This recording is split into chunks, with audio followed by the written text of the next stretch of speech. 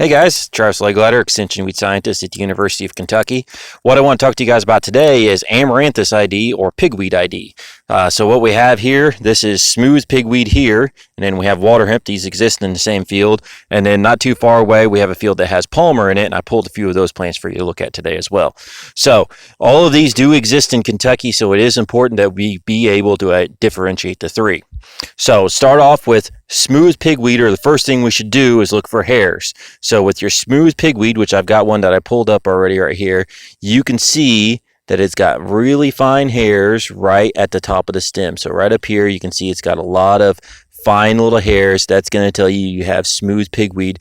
This would also be for red root pigweed as well. So those two species are both going to have hairs on them, whereas water hemp, so I have another plant here pulled, is going to be hairless, and so is palmer. So here's a palmer plant that I pulled, and it's going to be hairless. You're not going to find hairs on those plants. So if you find hairs, you're dealing with smooth pigweed. Without hairs, you're dealing with water hemp or palmer.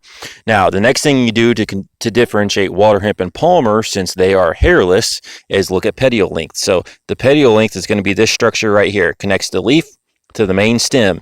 And on water hemp, this petiole is going to remain fairly short, okay? And look down at the bottom of the plant, and you can see that petiole is shorter than the leaf blade itself. Whereas with palmer, what you're going to find is you're going to find that the petioles are fairly long. So you can see how long that petiole is there.